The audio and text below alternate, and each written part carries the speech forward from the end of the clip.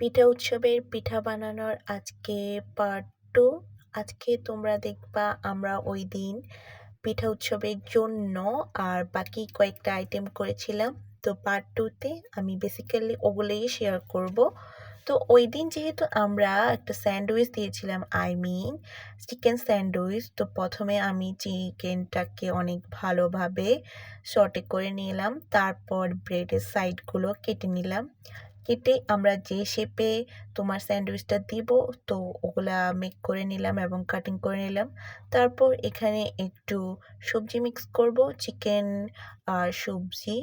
দেন ওখানে আরও mayonnaise use করব। তো মেয়োনিজটা বেসিক্যালি আমরা বাসায় মেক করেছিলাম, এটা বড় আপু মেক করেছিল। উনি এটা সিদ্ধ ডিম দিয়ে মেক করেছিল, যেটা খুব স্মুথ হয়েছিল এবং অনেকটা দেখতে বাটার স্ট্রাকচার হয়েছিল। তো সবগুলা ইনগ্রেডিয়েন্টস একসাথে মিক্স করে তারপরে আমি স্যান্ডউইচগুলো আমি আর বড় আপু মিলে মেক করে নিলাম। এরপর আমার কাজিন ওইখানে ডেজার্ট হিসাবে কাপকেক মেক করছিল। তো ও কাপকেকের ব্যাটারগুলো রেডি করে নিয়ে তারপর এক একটা কাপকেক ছয়টা সাইজে মোল্ডে দিয়ে দিল এবং আমরা এই কাপকেকটা চুলায় বেক করলাম। এরপর রাতে আপু পাকন পিঠাগুলো ভেজে নিচ্ছিল।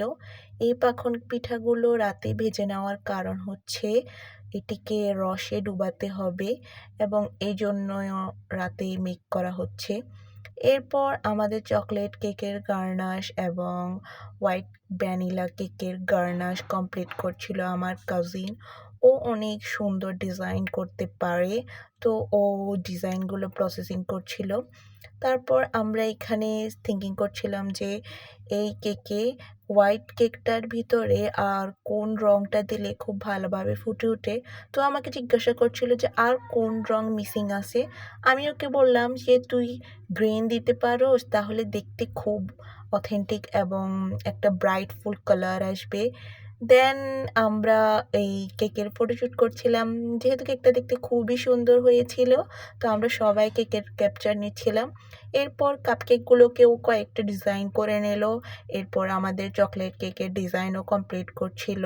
চকলেট কেকটা খেতে খুবই মজা ছিল। ওই দিন এই চকলেট কেকটা এত পরিমাণ সেল হয়েছিল, আমরা তো বেশি মেক করিনি। আমরা ভাবলাম যে এতটুকু সেল হবে কি না না হবে, আমরা একটা নির্দিষ্ট কোয়ান্টিটি মেক করেছিলাম। কিন্তু মাশাআল্লাহ আলহামদুলিল্লাহ আমাদের সবগুলো জিনিসই অনেক ভালোভাবে সেল হয়েছে এবং ও অনেক সুন্দরভাবে ডেকোরেশনগুলো কমপ্লিট করলো। কেকগুলোর যে লুক দেওয়া হলো, এতে কেকগুলো দেখতে আরও ইয়াম্মি লাগছিল। এবং তোমাদের থেকে কি কেকের উপর যে পার্লটা ইউজ করে ওটা দেখতে কেমন লাগে? আমার থেকে এটা দেখতে খুবই সুন্দর লাগে, যেন রিয়েল পার্ল ইউজ করা হচ্ছে এমনটা বোঝা যাচ্ছে। বাট এটা হচ্ছে তোমাদের খাওয়ার উপযুক্ত। সো এনিওয়ে, দ্যাটস আমাদের আরও কিছু প্রপসের কালারিং বাকি ছিল, তো আমরা ওইটা কমপ্লিট করে নিলাম। Bye for today.